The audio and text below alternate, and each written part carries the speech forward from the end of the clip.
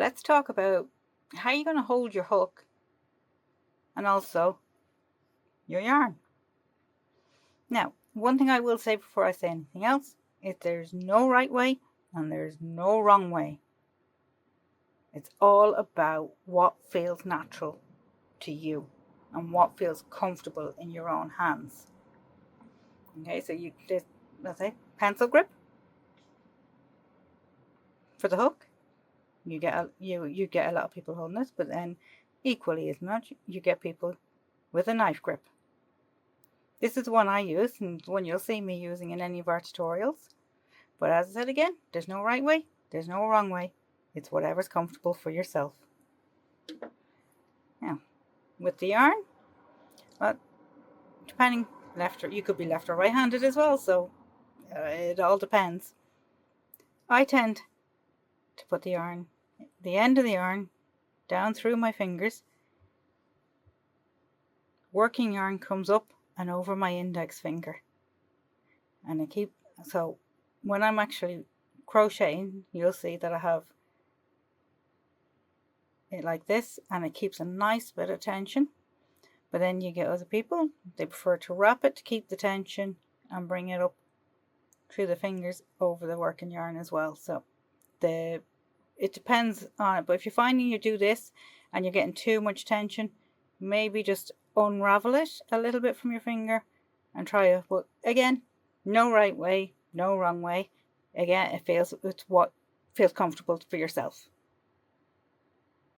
Okay, now we're going to try and make a slip knot.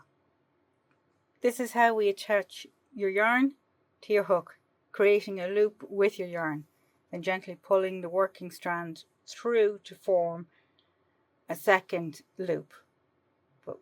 Pop your hook through the yarn and pull it through gently, tightening it. Not too tight, you just want it snug. You don't want it to be too tight or you won't be able to work with it. So we'll go through that now, okay? So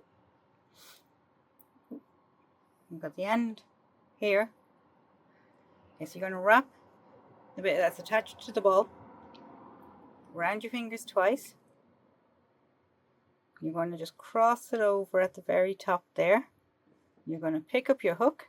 Now we got the fan going, so it's blowing the yarn a little bit. So you're going to put it under the first and then hook the second strand and turn it around and pull, and that'll give you a loop. So you want it that you can move it comfortably up and down. Okay, we'll show you that again one more time. Okay, end coming through your hand, working bit of yarn, wrap it around 2 fingers and over, so you have 2 loops at the top of your fingers here. So under the first one, up between them, hook it into the second one and pull it through, and then tighten it up. Again, make sure it's not too tight or too loose, because if it's too loose, they're going to come off and you're going to have big gaps as well.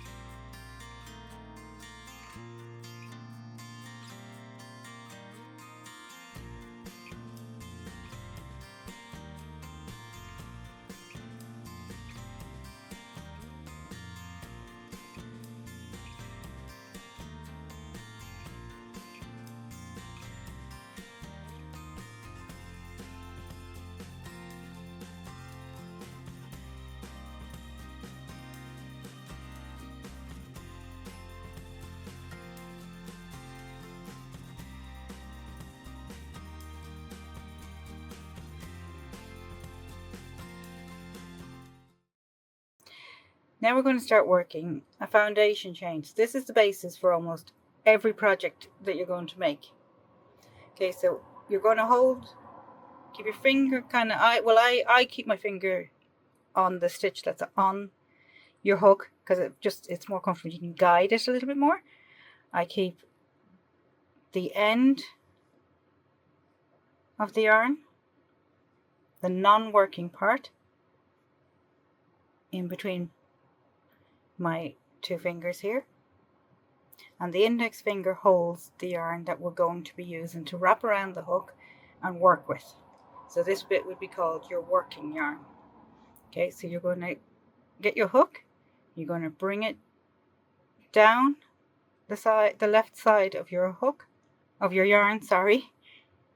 Wrap the yarn around it, twist it back so the face of the crochet hook is facing back towards your hand, and then slowly pull it through, keeping a firm hold down here, and pull it through, and you've made 1 chain.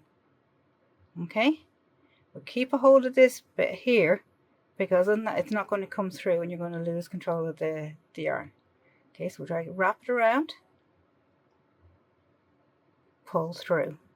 Okay, so we're going to go and we're going to try make up 11 stitches. Okay, so we've already got 2 here. So this is 1. This little V here, that's 1. That one's 2. We don't count the one on the hook. This is now 3. Wrap. 4. 5.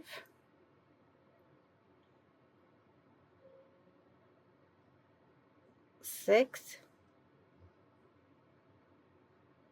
7. 8. 9. 10. 11. Okay, so we've got 11 stitches, and they can all be identified by these little V's, as you see.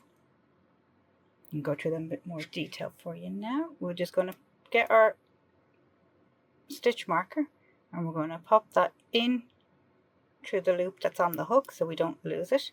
I'm just going to take the hook out there now for a moment, so I'm going to go through the stitches with you.